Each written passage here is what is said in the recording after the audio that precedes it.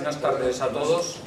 Agradeceros vuestra presencia aquí en esta mesa redonda que va a tratar sobre el arquitecto como trabajador autónomo. En primer lugar voy a presentar a la asociación ATA, que es la que nos envía las ponentes que luego van a llevar la jornada. ATA es la Federación Nacional de Asociaciones de Trabajadores Autónomos. Es una federación de carácter estatal, es intersectorial y agrupa a distintas asociaciones. Tiene como fin la representación y defensa de los intereses profesionales, económicos y empresariales de los autónomos. Hay que comentar que es la principal asociación de autónomos de nuestro país.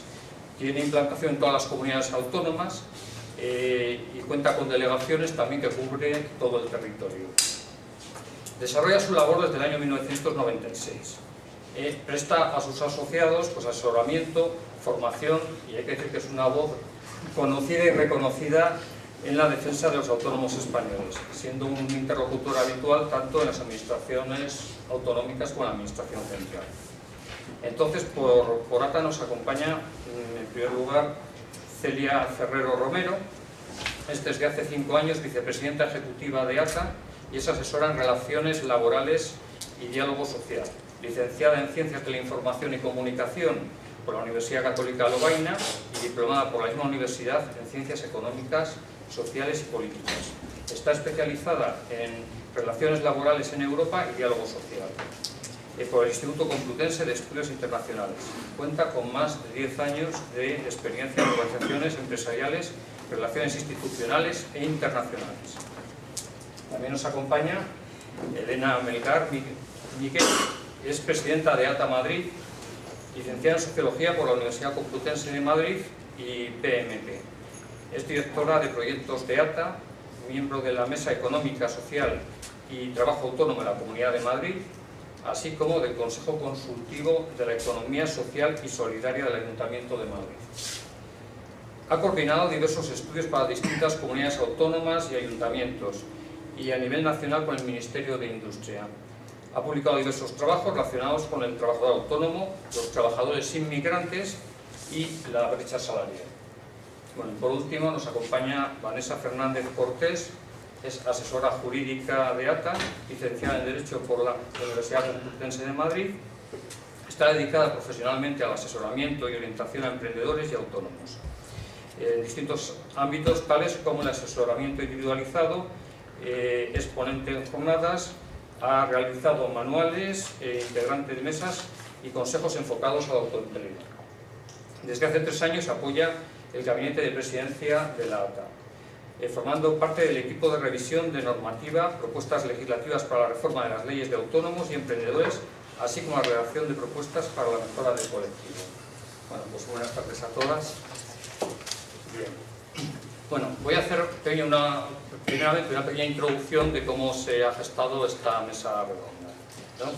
Hay que comentar que bueno, pues el colegio, en nuestro caso el Colegio de Arquitectos, cubre una parte importante de las necesidades de los colegiados en cuanto al asociacionismo, asesoramiento y defensa de la profesión. Los arquitectos tenemos problemas específicos, ¿no? Y estos problemas son objetivo preferente del colegio.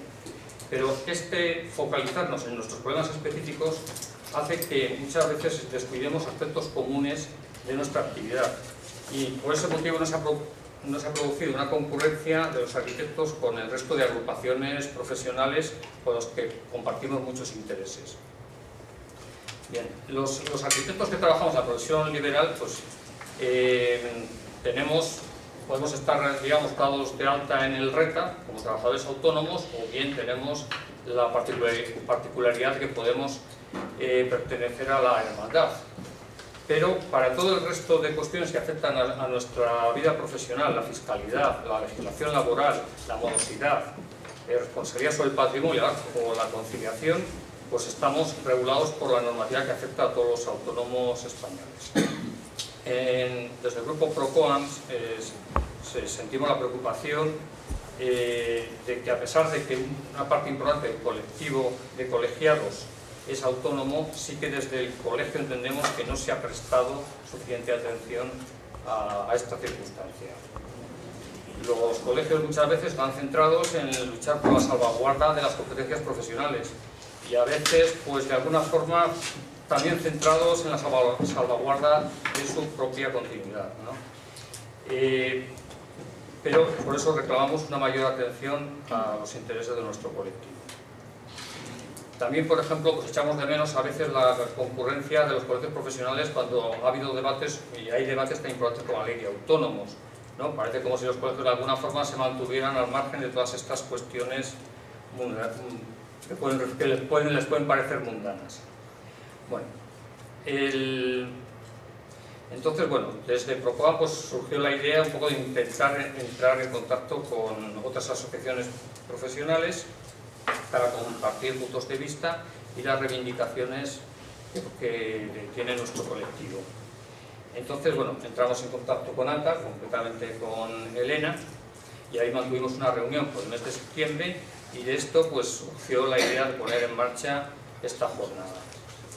Lo que pudimos comprobar en esa reunión es que no éramos los primeros, porque hay que comentar que este camino ya ha sido recorrido por algunos otros colegios profesionales y de hecho ATA tiene ya convenios de colaboración con varios de ellos, ¿no? Los colegios profesionales, hombre, no pueden como tal evidentemente formar parte de ATA, pero sí que pueden establecer convenios de colaboración que atiendan a temas como realización de jornadas, técnicas y eventos, intercambio y difusión de la información relativa al colectivo, actividades docentes y formativas y elaboración y publicación de estudios, que es en lo que se centran estos convenios de colaboración. Bueno, pues ahora os voy a dejar paso a vosotras como ponentes y bueno, esperemos continuamos. Pues muchas gracias, Óscar, y bueno, pues hablo en nombre de ATA, agradecer al colegio sobre todo que bueno, pues en ese acercamiento a otras organizaciones de autónomos haya pensado en ATA. Yo no voy a decir que es mala elección, sino todo lo contrario, y bueno, sí que es cierto que ahora mismo somos una organización de las más representativas por peso relativo y certificado por el Ministerio de Empleo y Seguridad Social. Representamos al 54% en peso relativo de los trabajadores autónomos en España.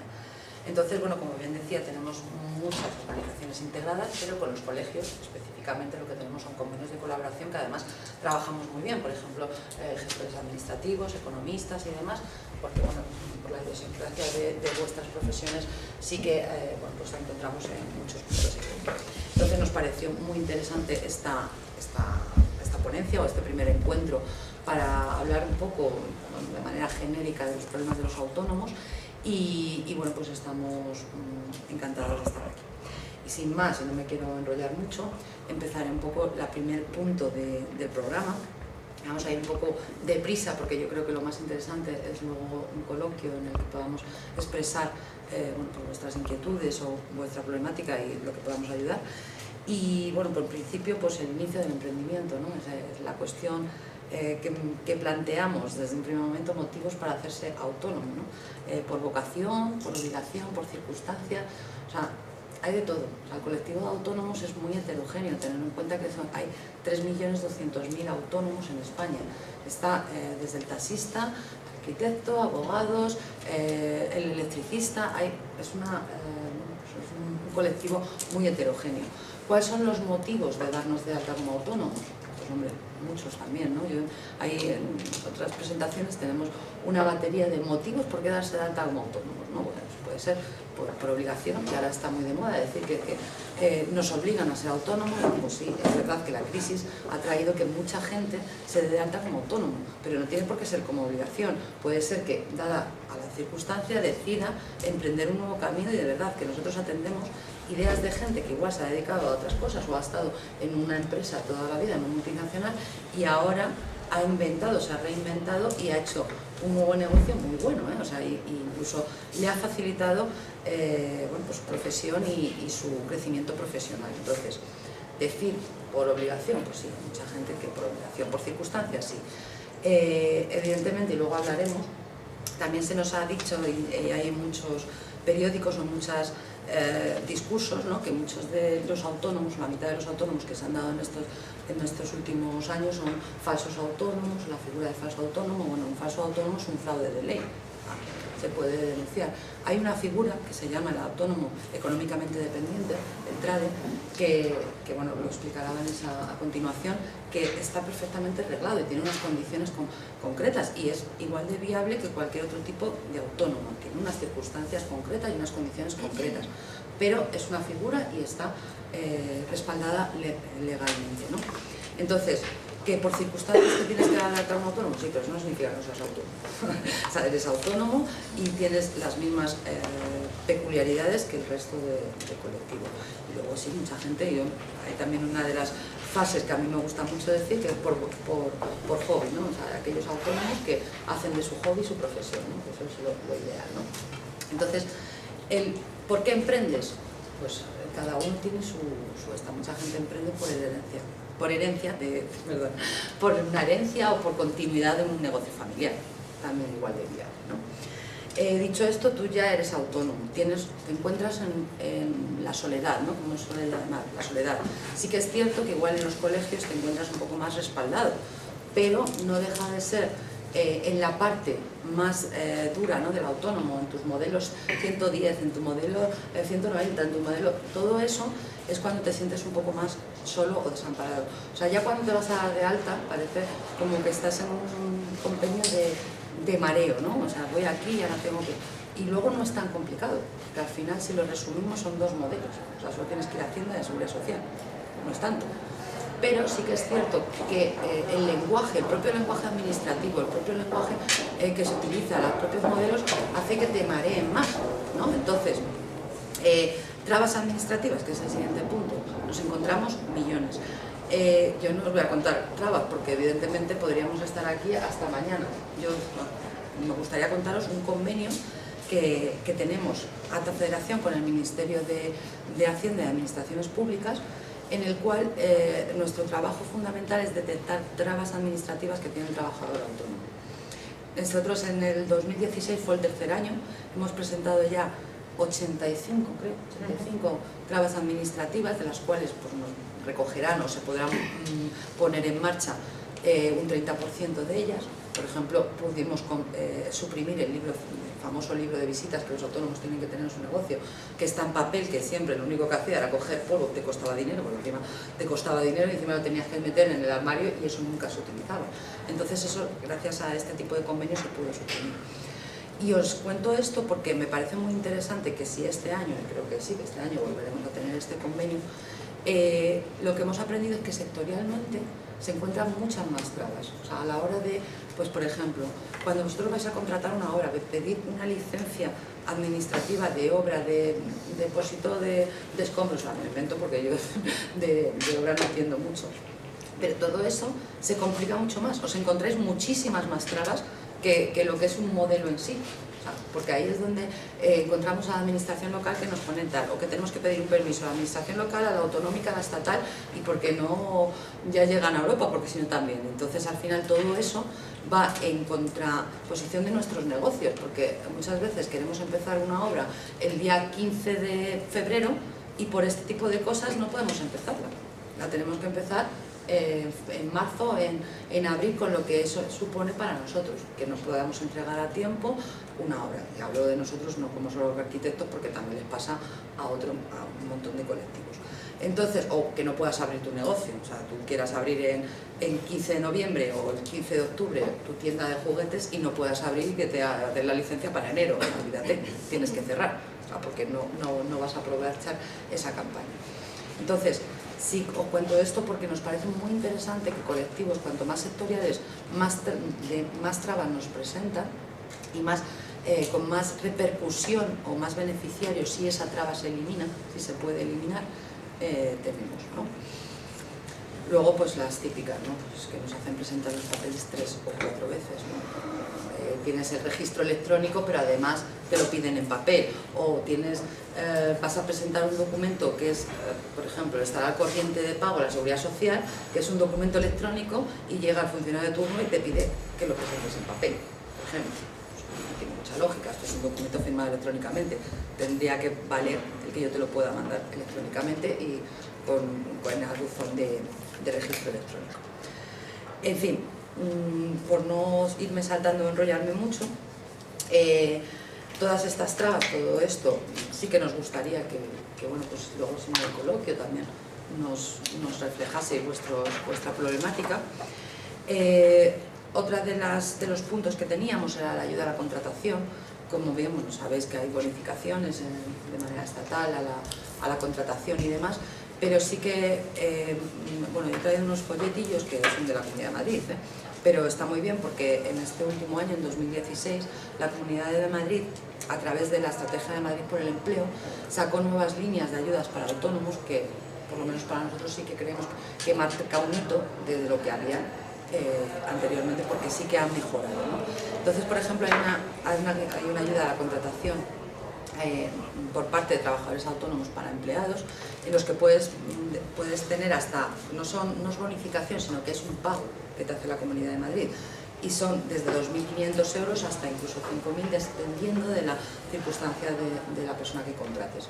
Si es una persona normal, si es un desempleado pues de menos de 30 a 45 años, pues son 2.500 euros, pero si por ejemplo vas a coger a un joven que entra dentro del sistema de garantía juvenil, que son menores de 25 o de 30, dependiendo de cómo esté la tasa de desempleo de ese colectivo, que esté un mes desempleado y demás, puedes llegar a deducirte o puedes llegar a poder cobrar hasta 5.000 euros de ayuda de la Comunidad de Madrid.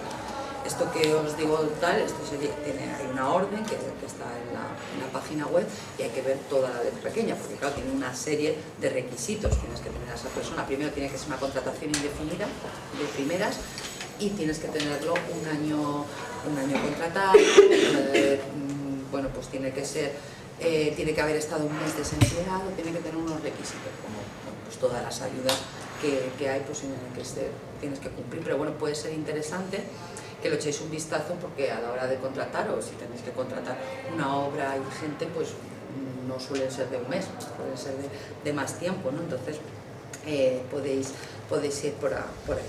Luego, para los que igual se hayan dado de alta hace poco, han iniciado ahora, o vayan a darse de alta como autónomos, sabéis que existe la tarifa plana a nivel nacional, no sé si lo sabéis o estáis alguno en ese caso. Esto es la cuota de la seguridad social, que hay que pagar los 300 euros o demás, los 6 primeros meses está bonificado y solo tendrías que pagar 50 euros. Eso es una ayuda estatal. ¿Vale? Pues la Comunidad de Madrid lo que ha hecho es ampliar esa ayuda 12 meses más, de tal manera que transcurridos esos 6 meses tú puedes solicitar una ayuda de que esos 12 meses te pagan, la comunidad no es de oficio como es en la ayuda estatal, pero sí te ingresan el dinero correspondiente para que tú al final, durante esos 12 meses, hayas pagado solo 50 euros a la seguridad social. O sea, esto al final son 18 meses en los que tú estás de alta pagando 50 euros, que al inicio sobre todo viene muy bien, ¿vale? Y luego otra ayuda que hay en la Comunidad de Madrid es al inicio de la actividad, son gastos que tienes desde 2.500 hasta 3.000 algo, creo que es, que puedes meter, pues bueno, pues puedes justificar gastos de si habéis necesitado, en el caso del autónomo no tanto, porque no tienes que registrarte ante notario ni escrituras, pero si por ejemplo si tienes una página web, o si por ejemplo tienes alquiler, son gastos, o sea, no son inversiones, ¿eh? O sea, si tú te compras un ordenador, un coche, un vehículo, una máquina, eso no entra, pero sí he hecho todos los gastos, o seguros, tasas, quiero decir, de la prevención de riesgos laborales que tenéis que aplicar, si tiene un coste, todo esto lo podéis meter como gasto, siempre y cuando sea que estáis empezando a emprender, o sea, ya son 2 meses antes de daros de alta como autónomos y 2 meses después de haberos dado, o sea, que eso ahí, si ya estáis ya hace tiempo, pues igual que la tarifa plana, solo puede ser aquellas personas que los 5 últimos años no hayan estado dados de alta como autónomos. Si tú, por ejemplo, has estado hace 2 años y te has vuelto a dar de alta ahora, no podrías beneficiarte de la tarifa plana. Bueno, esto es un poco las ayudas de la Comunidad de Madrid. Claro, esto va variando y en 2017 igual salen otras mejores, tal, pero bueno, Nata, estamos a vuestra disposición para cualquier pregunta o bueno, pues cualquier información que podamos daros. Y no me quiero enrollar, luego si queréis en el colegio pues podemos hablar de todo esto. Y paso a Celia. Me toca a mí. Se toca a ti. Sí, Celia, que nos cuente un poco la morosidad, que esto es un tema más escabroso, ¿no? Bueno, pues como ha dicho Óscar, yo soy vicepresidenta ejecutiva de ATA. Básicamente me ocupo, así como actividad principal, de todo lo que tiene que ver con la relación y el diálogo tanto con las administraciones públicas como a nivel de los partidos políticos, en el Congreso, etcétera. Es decir, nosotros lo que hacemos son elaborar propuestas y efectivamente intentar que esas propuestas salgan, medidas en favor de los autónomos, ¿no? Muchas veces se nos valora más o se ve más esa función de esas propuestas que hacemos que realmente lo que evitamos, y seguro que lo que evitamos es muchísimo más de lo que conseguimos, ¿vale? La mayoría de las veces sí que son logros. Por ejemplo, uno de los grandes casos, y hablaremos del IVA, ha sido el tema de los aplazamientos de IVA, ¿no? Por ejemplo, que ha sido una de las grandes negociaciones que hemos tenido en estos últimos meses, porque la administración, como decía Elena, pues la administración es un factor de riesgo siempre para un autónomo. Lo es desde el punto de vista de las trabas administrativas, como lo puede ser también desde el punto de vista de la morosidad.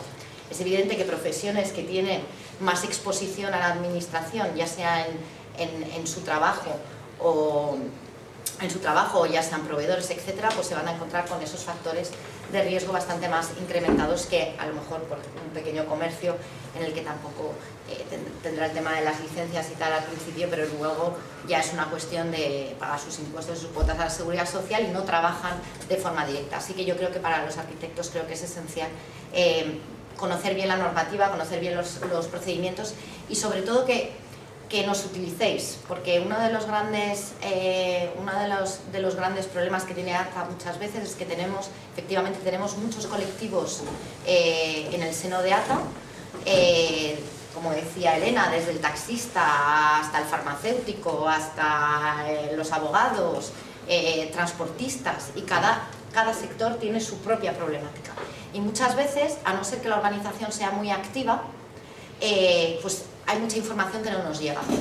Entonces, sí que es cierto que, por ejemplo, cuando se nos ha transmitido una problemática concreta sí que la hemos podido luchar, pero si no nos llega, nosotros no sabemos todo.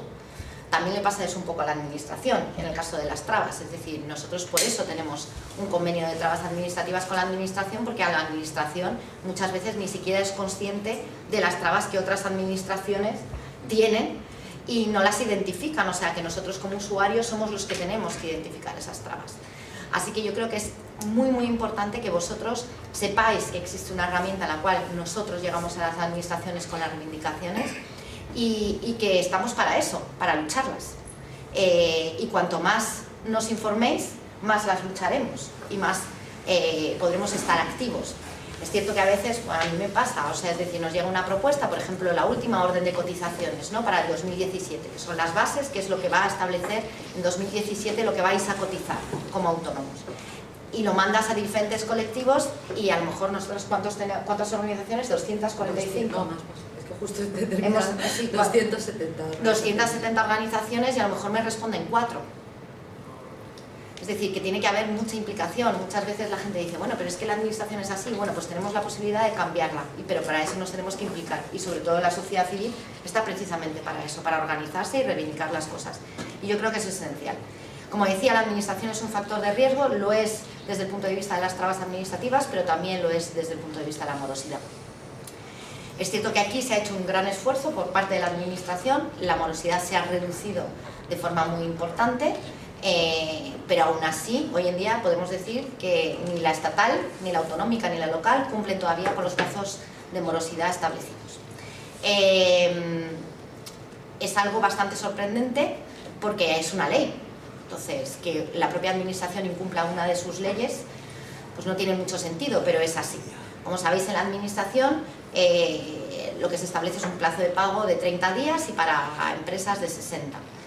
En el caso, los últimos datos que tenemos, que son del tercer trimestre, porque nosotros hacemos una encuesta en la que evidentemente también nos gustaría, si estuvieseis, que participaseis, porque vosotros estáis también muchas veces como cadena de subcontratación o incluso en la administración, trabajando con la administración, pues tendríamos datos, o sea, ahora mismo tenemos datos realistas, pero que es mucho mejor que alimentéis y sobre todo porque también hay ciertas circunstancias en la propia licitación o contratación que se hace por parte de la administración que malas prácticas que nosotros podemos denunciar. Nosotros hemos visto pues, en algunos ayuntamientos empresas pantalla, que se dice, como sabéis ahora mismo está más controlada la administración local y autonómica por parte de Hacienda con respecto a esos plazos, y entonces lo que hacen es establecer empresas pantallas en las cuales retienen las facturas y no les contabiliza a ellos los plazos, ¿no?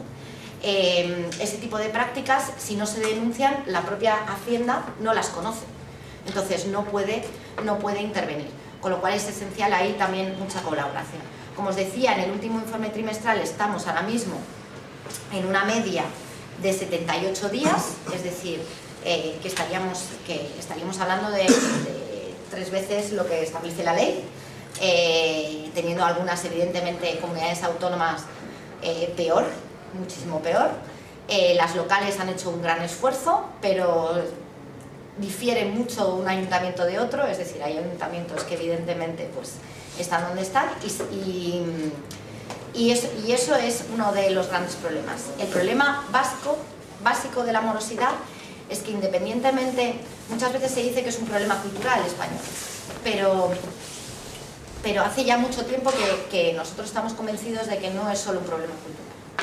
Es decir, nosotros vemos que efectivamente, sobre todo en el caso de la morosidad empresarial, es decir, de empresa a empresa, lo que está sucediendo es que se ha convertido, y sobre todo durante la crisis, en una fuente de financiación.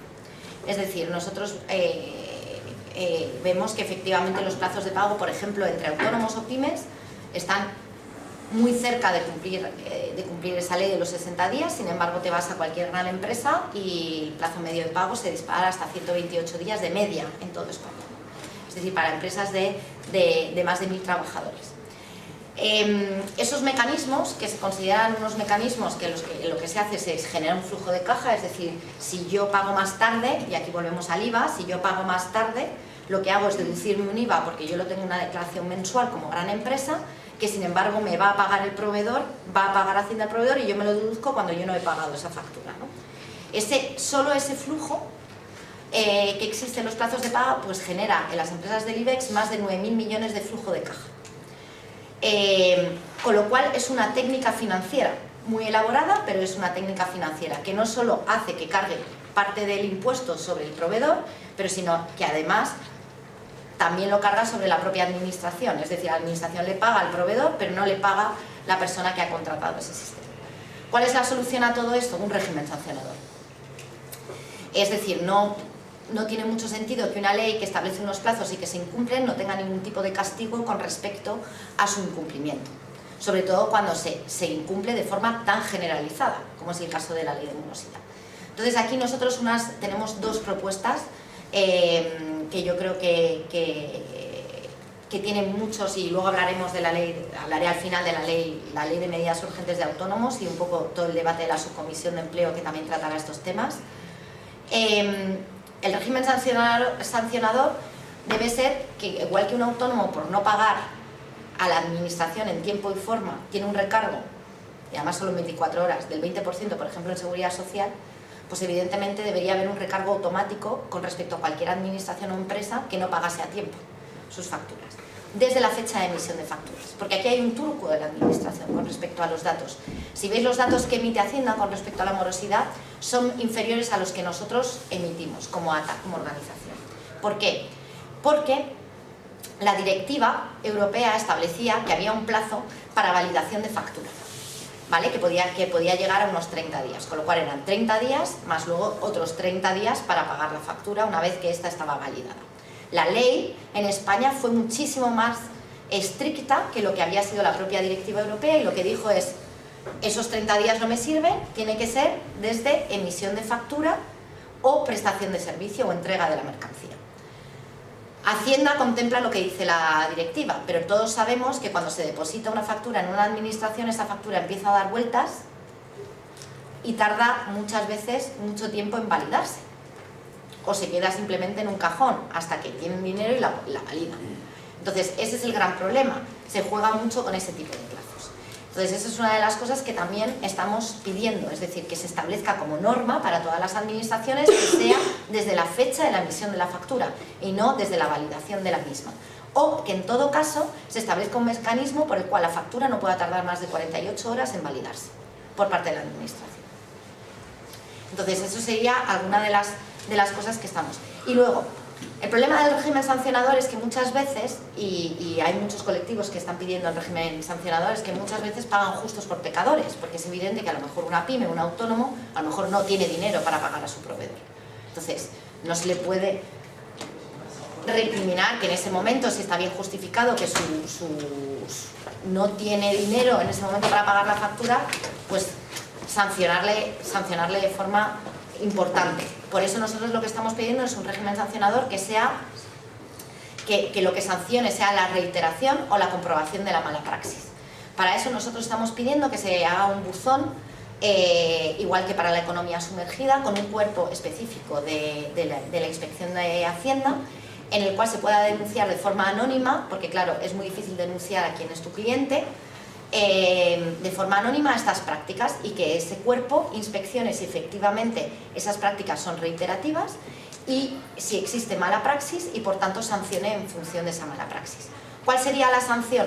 Pues la sanción sería que en el ejercicio siguiente esa empresa no tendría acceso a ningún tipo de deducción o bonificación fiscal, cual que fuera, o por ejemplo la contratación en el año siguiente, o que no pudiese acceder a ningún tipo de contrato público o licitación pública. Esa es una de las grandes medidas que nosotros estamos pidiendo. Y la otra es que efectivamente antes de entrar en cualquier proceso de contratación o licitación pública se compruebe que a quien se le contrata esa obra, por ejemplo, ha pagado a toda la cadena de proveedores y que se compruebe fehacientemente. Cuando nosotros estuvimos en las mesas de la ley de emprendedores, en un principio esto estaba redactado tal cual, que sería obligatorio por parte de la administración comprobar que efectivamente había un pago efectivo a toda la cadena de los proveedores. Pero luego llegaron otras organizaciones de grandes que efectivamente pues, cambiaron una palabra que podrán comprobar, entonces ya nadie comprueba, es evidente. Entonces estamos en la batalla de que se vuelva ese artículo muchísimo más estricto, y creemos que es una de las maneras. En el tema de economía sumergida nos pasa un poco lo mismo, es decir, economía sumergida es un problema y muchas veces, sobre todo porque el diagnóstico no está siempre bien hecho, ¿no? Hay dos tipos de economía sumergida, la economía de subsistencia y la economía que realmente responde a una mala praxis, en que hay gente que simplemente sumerge parte de la actividad porque no llega a poder hacer frente a sus obligaciones fiscales o de seguridad social, o hay gente que simplemente va con la intención de no pagar absolutamente nada y que lo hace así. Entonces nosotros lo que estamos proponiendo es que haya una parte de medidas que incentiven esa vuelta a la economía regular, como puede ser, por ejemplo, la tarifa plana, que ha funcionado muy bien, porque había muchos autónomos que tenían muy pocos ingresos y claro, asumir una cuota de 300 euros solo de seguridad social era una barbaridad. Entonces, irse a una cuota de 50 euros pues les ha permitido emerger de alguna forma y estar dados de alta. Y que eso sería un poco las medidas positivas. Y luego las medidas más coercitivas, que en este caso pues evidentemente sería el buzón del que os estaba hablando, en el cual también, porque muchas veces se ha confundido al autónomo con hay mucho mito, ¿no?, del fontanero que va y que te dice con IVA, sin IVA, etc. Pero muchas veces es la propia economía sumergida la que llama a la economía sumergida. Es decir, si a ti alguien lo está haciendo sin darse de alta a la seguridad social, está vendiendo y pagando sus impuestos, está vendiendo un producto muchísimo más barato de lo que está vendiendo un autónomo que está en la economía regular. Por tanto, llega un momento en el que tú eres incapaz de competir. Es competencia totalmente desleal. Entonces, ahí no solo hay que atacar a la oferta, sino que hay que atacar a la demanda. Y muchas veces los propios consumidores somos los que pedimos que ese precio sea más barato y además no queremos pagar el IVA, ¿no? Entonces, uno de los sistemas que estamos también, que es una de nuestras propuestas, es que haya ciertos gastos relacionados pues, con lo que es rehabilitación, con lo que son servicios de formación, de educación, sanitarios, etcétera, veterinarios, pues todos esos servicios puedan ser deducibles por el consumidor en su declaración de la renta, de tal forma que incentive que esa persona pida la factura.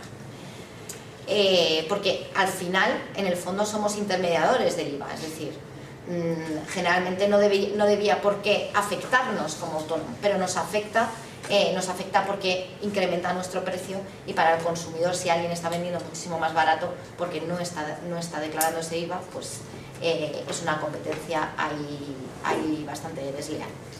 Y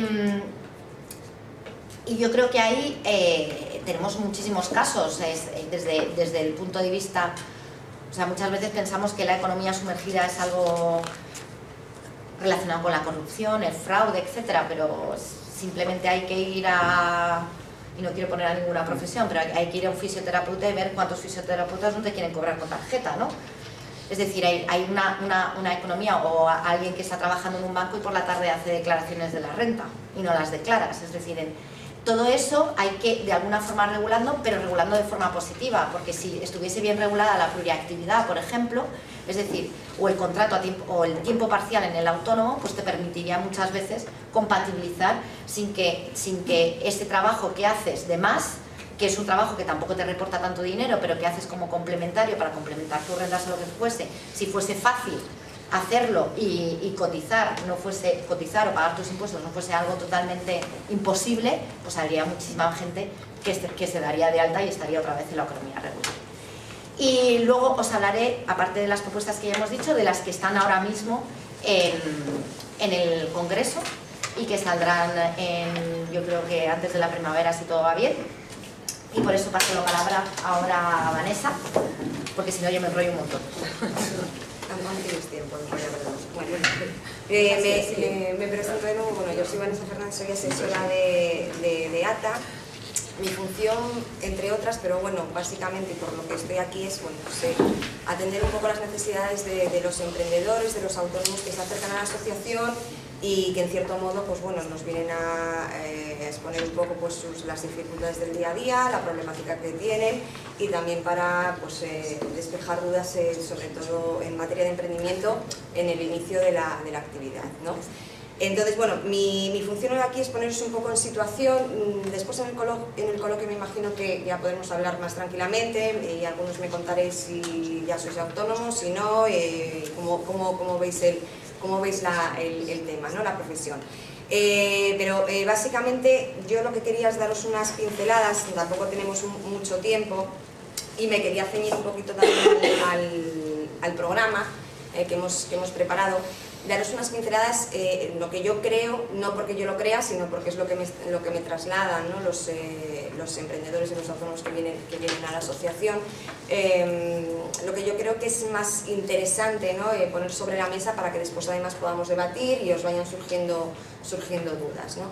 En este sentido, quizá las dudas que suelen traer, ¿no? Más en los inicios, y no tan en los inicios, sino también cuando ya son autónomos constituidos y ya llevan tiempo en la profesión, es en materia de protección social, es decir, en las coberturas o las prestaciones que realmente tienen los autónomos o no. Ahora me voy a referir a las coberturas y prestaciones que tenemos los autónomos en el RETA, ¿vale? Porque vuestra actividad es una actividad profesional. Bueno, yo soy abogada y funcionamos prácticamente igual en ese sentido, es decir, podemos estar dados de alta en el régimen de autónomos, pero también tenemos una mutualidad, creo que en vuestro caso se llama hermandad, ¿no? Sí, de entendido. Entonces, bueno, tenemos esa... en un principio, pues esa posibilidad, ¿no? De elegir pues la hermandad o la cotización alternativa al RETA. Sí que es verdad que hace tiempo, por lo menos en mi sector, no sé, me imagino que en el vuestro también funcionará parecido, no teníamos discusión en ese sentido, es decir, todo el mundo iba a la mutualidad porque salía mucho más barato, era así, efectivamente. Entonces me imagino que en vuestro caso pasará igual, ¿no?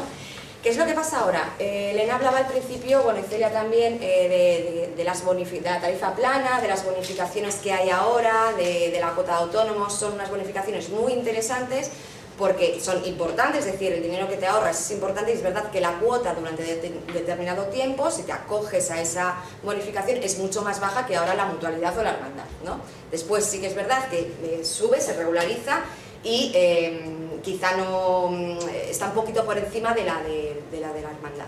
Pero sí que es verdad que ahora sí que existe ese debate, ¿no? Cuando nos damos de alta, nos colegiamos, ¿qué hago? ¿Me voy al RETA o me voy a la hermandad, ¿no? Yo lo que os decía, yo me voy a ceñir un poco en las prestaciones que ofrece el RETA, ¿vale? Porque las mutualidades o hermandades de los colegios, pues cada una pues funcionan de forma distinta. Entonces, como os decía al principio, una de las dudas que le surgen tanto a emprendedores como a autónomos y que seguramente muchos os habréis preguntado en un momento dado es, por ejemplo, ¿verdaderamente tengo baja laboral? ¿Y cuánto tiempo tengo de baja laboral? ¿Y verdaderamente lo que yo estoy pagando me va a cotizar o me va a servir o me va a computar para la jubilación? Y si yo me doy de baja en la actividad porque tengo que cerrar, ¿yo voy a tener paro? Estas son, en materia de protección social, son las dudas que tiene cualquier autónomo. Y yo os digo, ahora mismo en el régimen de autónomos las prestaciones que hay, las coberturas de la seguridad social están prácticamente equiparadas a las de un trabajador asalariado. Sabéis que hay dos regímenes, el régimen general, que es donde están los trabajadores asalariados, y el régimen especial de autónomos, que es donde estamos los autónomos. Prácticamente, ¿vale? Prácticamente. Te digo, por eso, después en el color, claro, es que es lo que quería. Con números, claro, efectivamente, es lo que quería. Poneros un poco sobre la mesa la información y después la debatimos, ¿vale?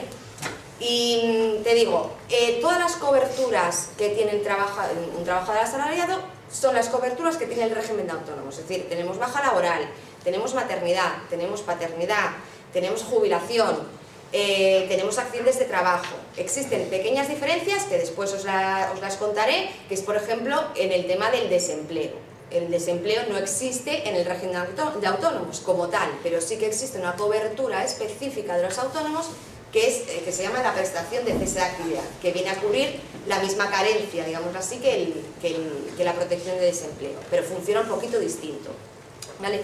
Entonces, todo lo que vayáis a cotizar en el régimen de autónomos va a contabilizar para el caso que tengáis que acceder a alguna prestación con motivo de estas coberturas. Es decir, vais a tener baja laboral.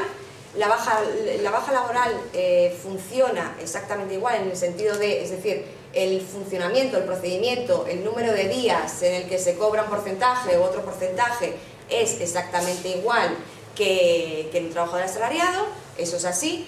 ¿Qué es lo que ocurre? Que todas estas prestaciones se miden por un índice que es la base de cotización, ¿vale? Es decir, lo que nosotros aportamos a la seguridad social. Generalmente los trabajadores asalariados, sus bases de cotización, bueno, ahora con la crisis igual no, pero los salarios pueden ser a lo mejor más altos y las bases de cotización pueden ser más altos, por lo tanto a la hora de recibir una prestación, pues es posible que esa prestación sea más alta. Los porcentajes son iguales, pero en cantidad es posible que sea más alta. ¿Qué es lo que pasa con los autónomos? No sé si os pongo también un poco en situación, los autónomos en este caso elegimos nuestra base de cotización. A día de hoy funciona así, con independencia de que se pueda estar hablando de posibles cambios posteriores en función de rentabilidades o ingresos de la actividad. Ahora mismo el autónomo tiene una base mínima y una base máxima que ronda, pues lo redondeo, entre 800 y 3.000 euros. Entonces el autónomo elige su base de cotización. Él puede elegir cotizar por una base de cotización de 800 euros y una base de cotización de 3.000 euros. Hay algunas excepciones en función de la edad, que son excepciones en función de la edad. Vale, pero bueno, la general es así.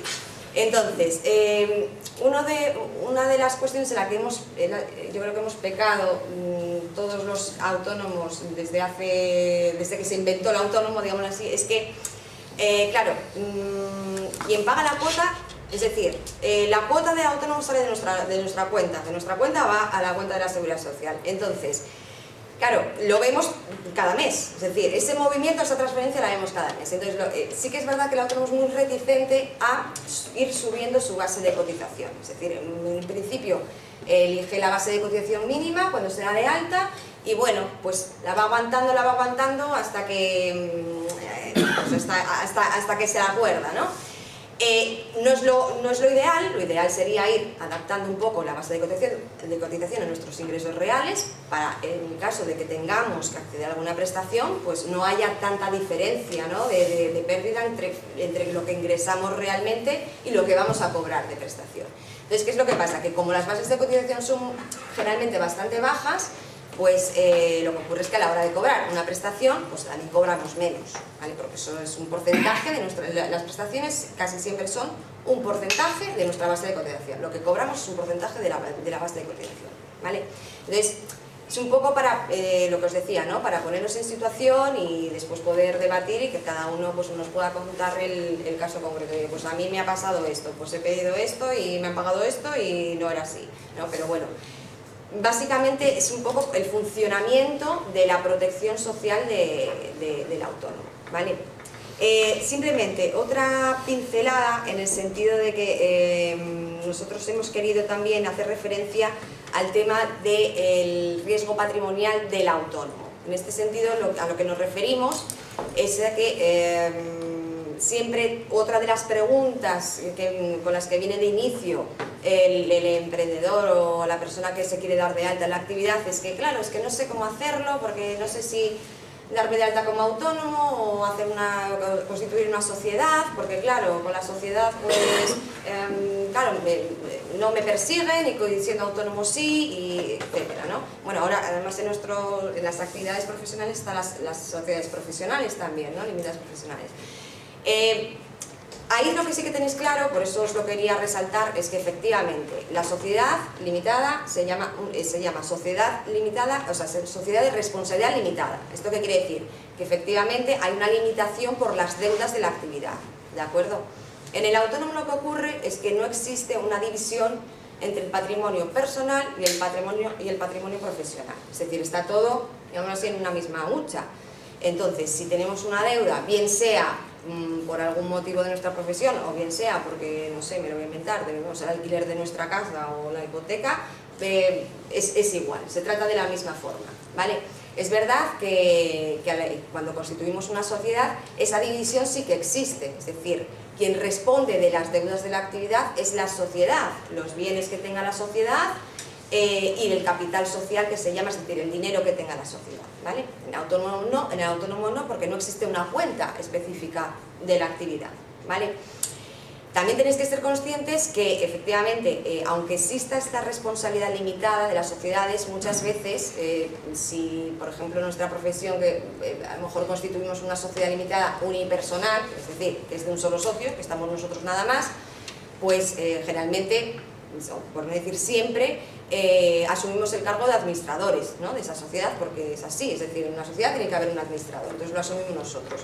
En ese caso sí que es verdad que hay un primer blindaje de la sociedad, es decir, van a ir contra la sociedad, pero también en un segundo paso nosotros como administradores podemos responder, ¿de acuerdo?, por determinadas acciones que hayamos tenido que realizar dentro de la mercantil de la sociedad y no hayamos hecho, ¿vale? Entonces con esto también hay que tener cuidado. Y muchas veces el motivo de preguntarme de preguntarme tener la duda, ¿no?, de constituir una sociedad o no, viene simplemente porque a lo mejor se van a financiar y van a pedir un crédito importante y pues para tener más clara esa separación, ¿no?, del patrimonio personal y profesional, pues se plantean a lo mejor constituir una sociedad. Eso está bien, pero también os advierto que no es remedio de todos los males, ¿de acuerdo? ¿Por qué?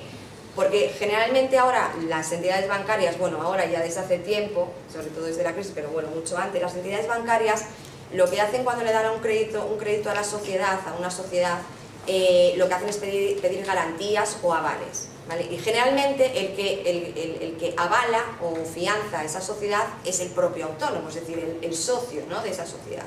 Por lo tanto, frente a ese crédito, es decir, si el único motivo de constituir una sociedad es porque vas a pedir un crédito importante y al pedir el crédito avalas tú con tu propio patrimonio personal, es decir, esa limitación de responsabilidad de deudas frente a ese crédito, que va a ser tu deuda grande, digámoslo así, pues se ha muerto, ¿vale? Es decir, no existe, van a ir contra ti igual que si fueras un autónomo, ¿vale? Entonces, en nuestra profesión, yo no soy arquitecta, soy abogada, pero vamos, quiero decir, en profesiones, en actividades profesionales, lo más sencillo muchas veces es darse de alta como autónomo porque tiene menos coste, es decir, para constituir la sociedad ya necesitas de inicio un capital social de 3.000 euros, es decir, el coste de la constitución del autónomo es cero, tiene menos coste, es más rápido, no intervienen terceros como notarios, registradores, etcétera, que tiene además añadido unos costes también de honorarios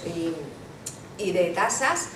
Y bueno, es más, tanto la constitución es más sencilla, pero la liquidación también, es decir, yo como autónomo me doy de baja de un día para otro y ya está, y me voy allí, presento mis modelos de baja y ya está. En cambio la sociedad, pues la liquidación es tan complicada, entre comillas, como la constitución, es decir, hay que volver a revertir pues todo el proceso otra vez y además, bueno, si hay deudas, etcétera, pues se te puede complicar un poquito más. Entonces, en principio nosotros hay que mirar cada caso en concreto, siempre, porque bueno, si ya somos varios los que nos queremos poner en común, pues evidentemente a lo mejor sí que habría que hacerlo a través de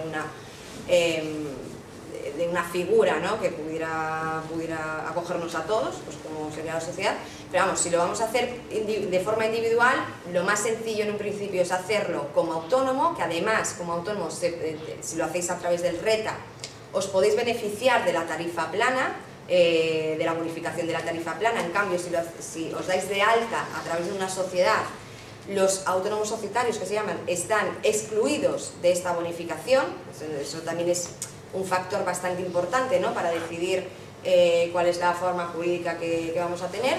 Entonces, darnos de alta como autónomos en un principio y después, a lo largo de nuestra vida profesional, pues en cualquier momento podemos transformarnos en una sociedad, en el caso de que, bueno, pues por diferentes motivos, ¿no?, porque nos venga bien o por lo que sea. Y creo que me he extendido un poquito con este tema y voy a pasar a explicaros un poquito la figura del TRADE muy rápidamente. Sí que queríamos tocar esta figura porque es una figura, primero, bastante desconocida y segundo, porque en algunas profesiones o en algunos sectores sí que se da bastante. Yo creo que en la vuestra es posible que se dé. Os digo porque sí que es verdad que esta figura apareció para un sector muy determinado, que era el sector de transporte, etcétera, pero se ha ido extendiendo a otras profesiones. El TRADE es el trabajador autónomo económicamente dependiente, ¿de acuerdo? Esta es la traducción de esas siglas. ¿Qué quiere decir esto? Bueno, pues es una figura dentro del autónomo en la que se da cuando el autónomo reúne unas condiciones específicas, que son, la principal es que el 70% de los ingresos procedan de una única empresa cliente que se llama, ¿vale? Entonces, en muchas ocasiones podemos estar en esa situación, es decir, que yo, aunque sea autónomo, tenga un cliente principal y que más del 70% de mis ingresos provengan de ese cliente. Además, hay que tener otra serie de requisitos anexos, que son no tener trabajadores, no tener un local abierto al público, que generalmente además los cumplimos, ¿vale? Entonces, cuando estamos en esa situación, esta figura muchas veces se dice que es un híbrido entre un trabajador asalariado, un autónomo. Bueno, se puede entender que sea así. No dejamos de ser autónomos, seguimos siendo autónomos. Pero sí que es verdad que se nos dan unas garantías, unos beneficios adicionales al autónomo clásico, ¿de acuerdo? ¿Cuáles son? Pues, por ejemplo, si reunimos las condiciones del TRADE, tenemos derecho a tener un contrato TRADE, es decir, un contrato que nos reconozca esa condición. ¿De acuerdo? ¿Es laboral o mercantil? Es mercantil, es un contrato mercantil, pero se registra en las oficinas de empleo, ¿de acuerdo? Hay un registro de contratos TRADE, es decir, que consta. No es un contrato privado nada más, como un contrato mercantil que no va a ningún registro, este sí. Lo que nos da ese contrato, digámoslo así, a beneficio nuestro del autónomo, es que, por ejemplo, hay algunas condiciones que tienen que estar bastante tasadas, como por ejemplo el derecho a tener 18 días al año de interrupción de la actividad, una de ellas. ¿Esto por qué es? Porque con un contrato mercantil, por ejemplo, lo que sucede es que si yo estoy obligada a realizar un servicio todos los días, pongo el ejemplo de los transportistas porque era por lo que nació, ¿no? O los repartidores, ¿no? Tenían que repartir estos donuts, en Manrico, por ejemplo, Manrico sí que tuvo, bueno, es pionero, ¿no?, en la figura, tenía que repartir donuts todos los días, el transportista, todos los días, hasta domingos, porque los bares abren domingos, entonces el señor tenía que ir a repartir donuts. Bien, ¿qué es lo que pasaba? Con un contrato mercantil, pues no estaba fijada ni horario, ni jornada, ni festivos, ni fecha de calendario. Entonces, este señor, si un día no iba a repartir los donuts, pues le decían, pues mire, pues ya tenemos a otro en la cola, entonces usted ya no venga más, ¿vale? Entonces, lo que se evita es esto, ¿no? Es decir, pero que esa condición de los días es una obligación. Es una obligación, es decir, por ser TRADE tienes 18 días. Sí, si se reúnen las condiciones del TRADE, obligatoriamente está establecido que se pueden interrumpir 18 días la actividad durante el año. No son vacaciones, porque las vacaciones son retribuidas, en este caso, como no realizamos actividad, no tiene por qué ser retribuido, aunque se puede ampliar, lógicamente en el contrato, de esas condiciones se pueden ampliar. Es decir, si quieren ser retribuidas, hay una posibilidad de que se interrumpa la actividad durante 18 días. No, posibilidad no, es obligatorio. Es decir, hay obligación de que te den la interrupción de la actividad sin que te pase nada, digamos así. Es decir, sin que se pueda rescindir el contrato, ¿vale? ¿Seguidos? Pueden ser seguidos, sí. Como las vacaciones, es como las vacaciones del asalariado, ininterrumpidos. pero después también, es decir, en este caso lo que pasaba es que se pueden establecer, o sea, es decir, tienes derecho a también no acudir, no prestar el servicio, digámoslo así, en caso de causas justificadas, ¿no? Enfermedades familiares, etc. Antes, pues si alguien se te ponía enfermo el hijo 3 días y faltabas a prestar el servicio 3 días, evidentemente rescindían contrato y cogían a otro, ¿vale? Entonces, son ejemplos, ¿no?, de un poco de lo que conlleva pertenecer a esta figura. Entonces, si estamos en esa condición, le podemos exigir a la empresa, cliente, que nos reconozca esta condición y que se firme ese contrato TRADE, donde van a estar todas las condiciones. Os advierto que una de las, digamos así, de lo que se incluye sí o sí en el contrato y que tenéis que conocer, es que también están, obligatoriamente hay que establecer unas indemnizaciones, pero esas indemnizaciones son recíprocas. ¿Por qué? Porque en cierto modo nosotros somos económicamente dependientes de esa empresa cliente, pero esa empresa cliente también puede ser económicamente no, dependiente del servicio que nosotros le prestamos. Entonces, sí que es verdad que hay unas indemnizaciones que son recíprocas, es decir, que en el caso de incumplimiento por nuestra parte, también a lo mejor tenemos que indemnizar, ¿vale? Y eso hay que tenerlo presente. Las indemnizaciones no están estipuladas o prefijadas como en los contratos laborales, que son 20 días por año o 33 días por año. Aquí no, es decir, se puede establecer una cantidad, pero lo único que dice la ley es que tiene que existir la indemnización, que se calculará en función de, evidentemente, de las ganancias, los ingresos que tenga el autónomo de esa empresa cliente, de el tiempo trabajado en esa empresa, etcétera, ¿vale? Pero sí que tiene que constar la obligación de indemnización.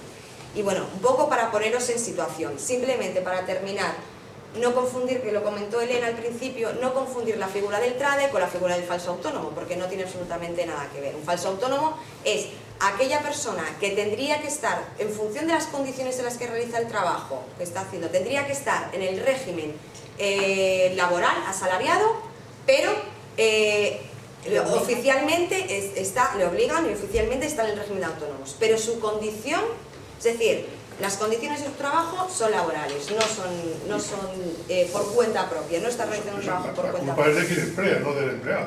Claro, efectivamente, la culpa es de quien emplea, ¿vale? En este caso, la figura de y ahora voy yo con las, si quieres, sí, es verdad, que me había olvidado que faltaba.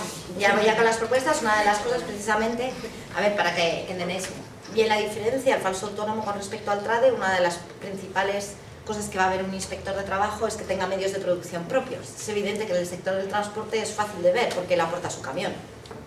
Es decir, tú al Leroy Merlin o Panrico, sí.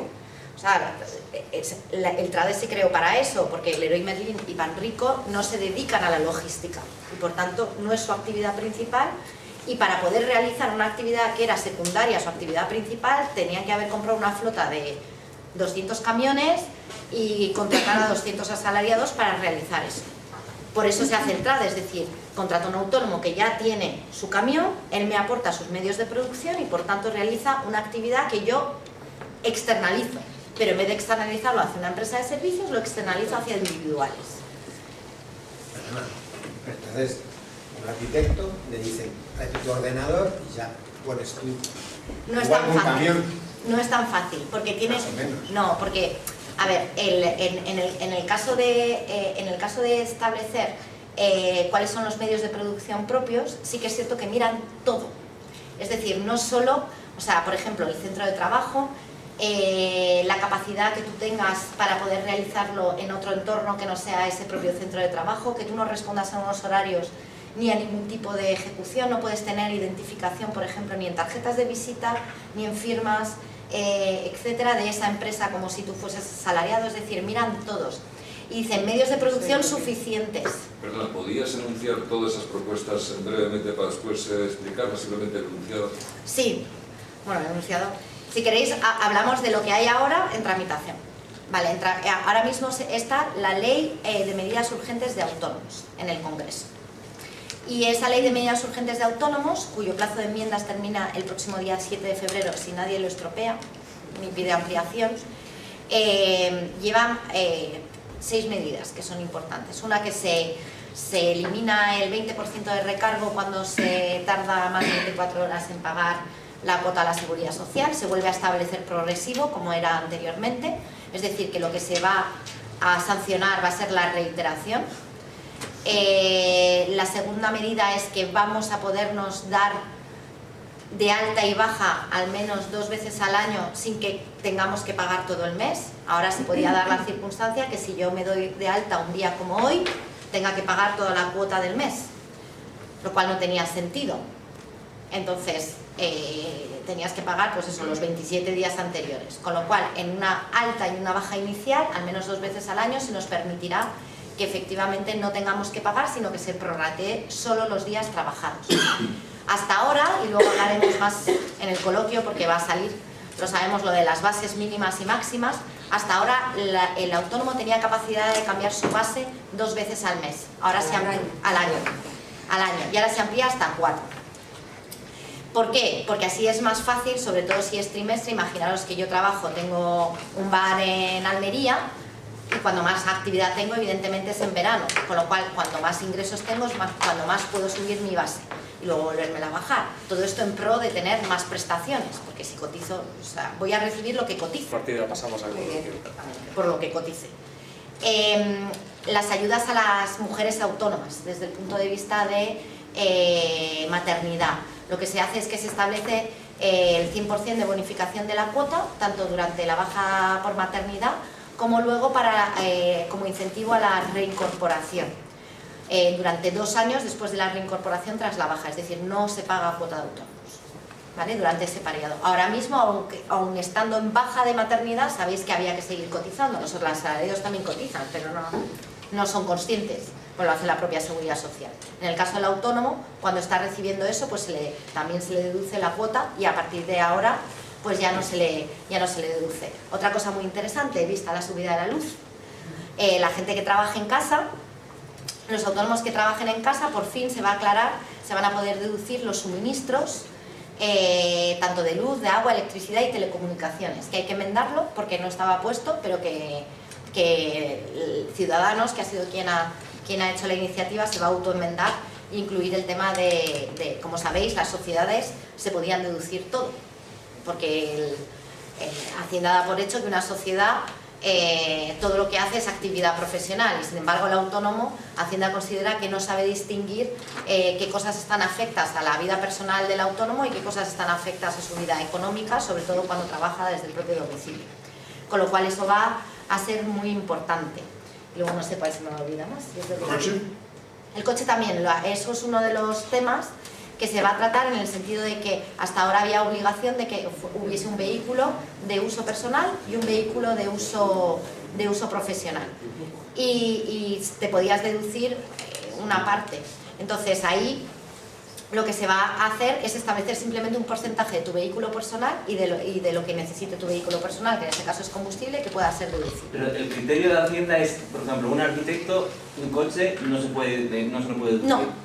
Entonces, eso va a cambiar porque tú dices ahora, te lo vas a poder... Te lo puedes deducir siempre que puedas justificar que está afecto a tu actividad Bueno, económica. pues yo pregunté en Hacienda y si cojo una bici y bici más, me compro un bono de metro porque ya mi coche ya lo descarto y voy a una obra, me dicen que no me lo aceptan y yo tengo que ir a obras. Claro. Entonces ahí, por ejemplo, muchos... No, bueno, lo que me estás diciendo es que no nos va a mejorar nada porque el criterio no va a cambiar. Sí, el criterio va a cambiar. Es decir, que ahora lo que van a hacer, es decir, no va a pasar como en las sociedades, que te puedes deducir absolutamente todo el gasto del vehículo y del combustible, pero sí que se va a establecer un criterio claro de porcentaje de lo que te puedes deducir de ese coche, aunque sea también para uso personal. Es que hay un viaje en tren que vayas, porque vas a Málaga, vas a hacer un trabajo, y el billete de vuelta de AVE, pues te dicen que no puedes deducírtelo. Sí, pero, y así nadie actúa. pero no es así, es decir, siempre que esté justificado que es con motivo No, perdón, decía que si queréis pasamos ya al al coloquio. Vale, Sí, yo creo que sí. Estamos ya Sí, yo creo que sí, yo creo que Sí, ya estamos... Pues terminamos y a partir de ahora pasamos al...